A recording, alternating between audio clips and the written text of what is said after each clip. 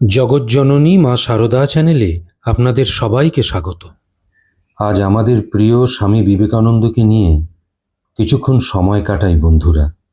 সাথে থাকুন আপনারাও।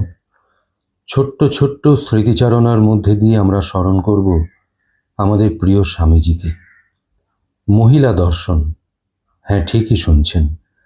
স্বামী বিবেকানন্দ স্বপ্নেও কখনো স্ত্রীলোক দেখতেন না, এই কথা তিনি নিজের মুখে জানিয়েছিলেন। কথাটি শুনেছিলেন পূজনীয় স্বামী তুরীয়ানন্দ মহারাজ। কিন্তু একটিমাত্র দিন তিনি দেখেছিলেন এই রকম এক স্বপ্ন, ঘোমটা দেওয়া এক সুন্দরী স্ত্রীলোকের স্বপ্ন। তুরীয়ানন্দ মহারাজই বলছেন তিনি স্বপ্নেও কখনো স্ত্রীলোক দেখতেন না। একদিন কিন্তু স্বপ্নে দেখেন একজন স্ত্রীলোক, তার মাথায় ঘোমটা দেওয়া। দেখে তাকে খুব সুন্দরী বলে বোধ হলো তার। তিনি তার ঘোমটা তুলে তাকে দেখতে গেলেন। যেই ঘোমটা তোলা, অমনি দেখলেন কি ঠাকুর রামকৃষ্ণদেবের মুখ। লজ্জায় সেদিন মরে গিয়েছিলেন স্বামীজি। আমেরিকাতেও আরও একবার এইরকম একটা ঘটনার সম্মুখীন হতে হয়েছিল স্বামীজিকে। তুরীয়ানন্দ মহারাজের স্মৃতিচারণা থেকেই জানতে পারছি, আমেরিকাতে একবার একটি মেয়েকে দেখে স্বামীজির খুব সুন্দরী বলে মনে হয়েছিল। কোনোরূপ খারাপভাবে নয়, অমনি তাকে আরও একবার তার দেখতে ইচ্ছে হলো। দেখলেন কোথায় সুন্দরী, ওই মুখের জায়গায় একটা বাঁদরের মুখ। বন্ধুরা, ঠাকুর যে স্বামীজিকে জীবনভর আগলে আগলে রাখতেন তার বহু প্রমাণ ছড়িয়ে আছে। স্বামীজি নিজের মুখেও বলেছেন কিছু সেইসব কথা। এই ঘটনাটা যেন তারই নিদর্শন। ঠাকুর তার কাজের জন্যে ঠিক পথে নিয়ে চলেছেন হাতে ধরে তাকে। ঠাকুরের এই কাজের জন্যে স্বামী বিবেকানন্দকে বন্দুকের গুলির সামনেও দাঁড়াতে হয়েছিল। স্বামী নিখিলানন্দের লেখা স্বামী বিবেকানন্দ বায়োগ্রাফি থেকে জানতে পারি, আমেরিকাতে তার প্রথম সফরকালে তিনি একবার পাওয়ার অফ কনসেন্ট্রেশন, একাগ্রতার শক্তি, এই বিষয়ে বক্তব্য রাখছিলেন। সেই সময় বিশ্ববিদ্যালয়ের কিছু ছাত্র, যাদের জীবন ছিল মূলত কাউবয়দের মতো, তারা স্বামীজিকে পরীক্ষা করবার জন্যে একটি উল্টানো কাঠের টবের ওপর স্বামীজিকে দাঁড় করিয়ে বক্তৃতা করতে বলে এবং তারা ডেড শটস, বেপরোয়াভাবে গুলি চালাতে থাকে, যেগুলি স্বামীজির কান ও মাথার পাশ দিয়ে চলে যায়। নির্বিকার স্বামীজি অবিচলিতভাবে সেদিন তার বক্তৃতা চালিয়ে গিয়েছিলেন। শেষে সেই ছেলেরাই তার কাছে দৌড়ে গিয়ে বলে, হেয়ার ইজ আওয়ার হিরো, ইনিই আমাদের নায়ক। বিবেকানন্দ নির্ভয়, বিবেকানন্দ নির্ভীক। স্বামীজি সেই যে বলতেন না, আমি আত্মা, আমার জন্মও নাই, মৃত্যুও নাই, আমার আবার ভয় কি? বলে তো সবাই, কিন্তু বিশ্বাস থেকে বলে কজন? স্বামী বিবেকানন্দ একদম সেই বিশ্বাস থেকেই এইসব কথাগুলি বলতেন। আর তার ভালোবাসা, কি যে ভালোবাসতেন গুরু ভাইদের জানেন? লাটু মহারাজ মানে স্বামী অদ্ভুতানন্দ মহারাজ একটু ঘুমকাতুরে ছিলেন, যখন তখন যেখানে সেখানে ঘুমিয়ে পড়তেন। এর জন্য ঠাকুর রামকৃষ্ণদেব একবার তার ওপর খুব রেগে যান, এমনকি তাকে তাড়িয়ে দিতে চাইলেন। শেষে স্বামীজি ঠাকুরকে ধরলেন, আপনার আশ্রয় এসেছে, এখন ওকে তাড়িয়ে দিলেও যাবে কোথায়? এই বলে সমস্ত গোল কাটিয়ে দিলেন। লাটু মহারাজ তাই পরবর্তীতে বলতেন, যদি গুরুভাই হয় তো বিবেকানন্দ। স্বামী ত্রিগুণাতীতানন্দ মহারাজও একবার মঠ ছেড়ে বাড়ি চলে যেতে চেয়েছিলেন।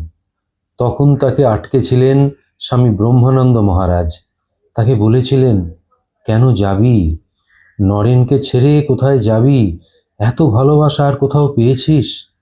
আমিও তো ইচ্ছা করলে বাড়ি গিয়ে থাকতে পারি, আমি তবে কেন পড়ে রয়েছি? ওই এক নরেনের ভালোবাসার জন্য। গুরু ভাইদের প্রতি স্বামীজির ভালোবাসার কথা বলে শেষ করা যাবে না। স্বামী তুরীয়ানন্দ মহারাজ স্মৃতিচারণা করতে গিয়ে বলছেন, এদিকে বেদান্ত, উপনিষদ, সংস্কৃত নাটক সমস্ত পাঠ ও ব্যাখ্যা করতেন, আবার ওদিকে আমাদেরকে রান্নাও শেখাতেন। মিরাটের একদিনের ঘটনা আমার জীবনে চিরদিনের মতো অঙ্কিত হয়ে আছে। সেদিন পোলাও প্রভৃতি রান্না করছেন স্বামীজি। সে যে কি উপাদেয় হলো তা আর কি বলবো। আমরা ভালো হয়েছে বলায় সমস্তটা আমাদের খাইয়ে দিলেন। নিজে কিন্তু দাঁতেও কাটলেন না। আমরা বলায় বললেন, আমিও সব ঢের খেয়েছি, তোমাদের খাইয়ে আমার বড় সুখ হচ্ছে, সব খেয়ে ফেলো। ঘটনা সামান্য, কিন্তু চিরতরে আমার হৃদয়ে গাঁথা হয়ে আছে। কত যে যত্ন, কত যে ভালোবাসা, কত গল্প, কত বেড়ানো, সব স্মৃতিপটে জলজল করছে।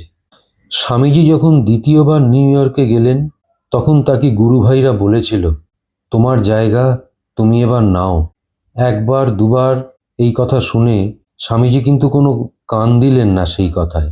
বলে দিলেন, তোকে দিয়ে দিয়েছি, আমার জন্য সারা দুনিয়া পড়ে আছে। কি ত্যাগ স্বামীজির! সব গুরুভাইদের দিয়ে দিয়েছিলেন, চেলাদের নয়। প্রথম ট্রাস্টিদের ভেতর সব গুরুভাইরা, একটিও চেলা ছিল না। তুরীয়ানন্দ মহারাজকে একবার চিঠিতে লিখেছিলেন, সব তোদের দিয়ে নিশ্চিন্ত হলুম। বলতেন, পাশ্চাত্য দেশে আমার কাজ বেশি হবে, ওখান থেকেই ভারতে তার ধাক্কা লাগবে। একদিন মঠ থেকে রেগেমেগে বেরিয়ে গেলেন। বললেন, তোরা সব ছোট লোক, তোদের সঙ্গে থাকতে আছে, তোরা সব আলু পটল শাক পাতা নিয়ে ঝগড়া করবি। কিন্তু শেষটা করলেন কি, সেই ছোট লোকদেরই সব দিয়ে গেলেন।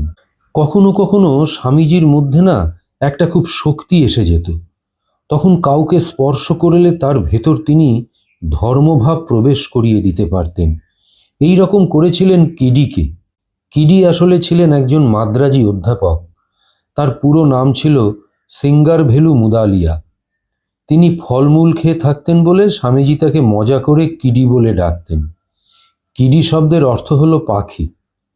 এই কিডি খুব নাস্তিক ছিলেন।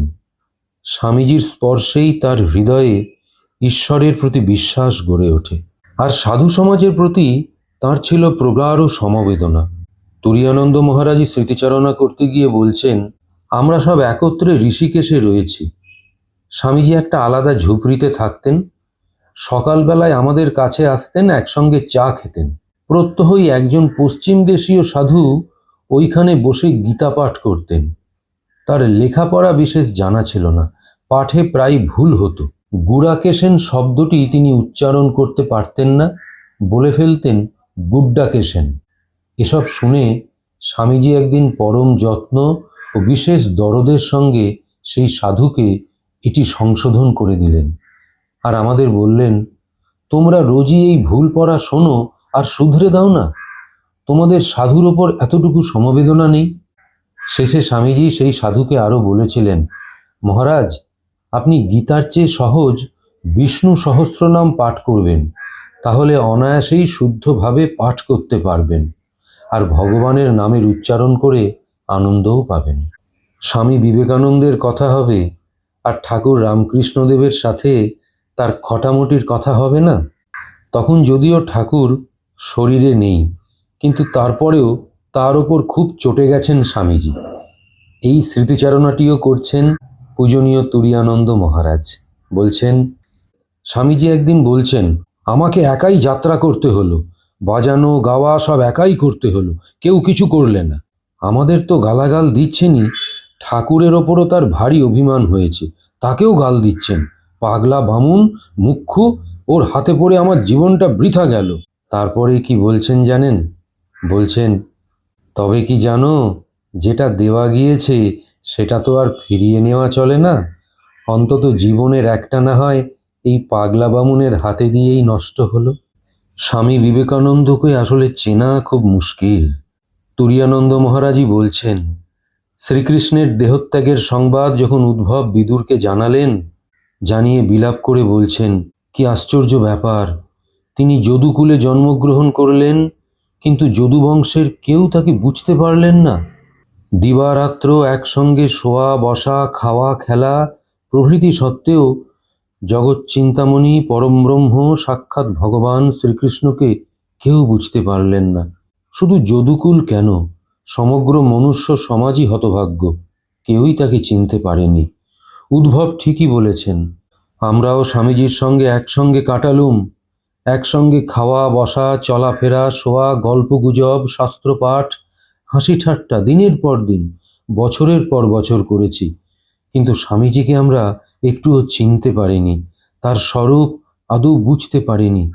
তিনি যে অত বড় মহাপুরুষ ছিলেন তার বিন্দু বিসর্গও আমরা বুঝতে পারিনি যতদিন তিনি জীবিত ছিলেন। এখন আস্তে আস্তে একটু একটু যেন বুঝতে পারছি ঠাকুর যে কত বড় মহাপুরুষকে সঙ্গে এনেছিলেন তা আমাদের বুদ্ধির অগম্য। প্রিয় বন্ধুরা, ওই উচ্চকোটির গুরু ভাইরাই যখন তাকে বুঝতে পারেননি, সেখানে আমরা তো কোন ছাড়। তবুও এইসব স্মৃতিগুলোকে একটু চিন্তন করলে মনে বড় আনন্দ লাগে। তাই আজ সৎ প্রসঙ্গ 103তম পর্বে সেই স্বামী বিবেকানন্দেরই একটু লীলা চিন্তন করলাম। আপনাদের কাছে বিনম্র অনুরোধ রাখলাম চ্যানেলটিকে সাবস্ক্রাইব করবার। যদি ভালো লাগে একটু কমেন্ট করে জানাবেন, উৎসাহ পাব। ঠাকুর মা স্বামীজি আপনাদের মঙ্গল করুন। নমস্কার।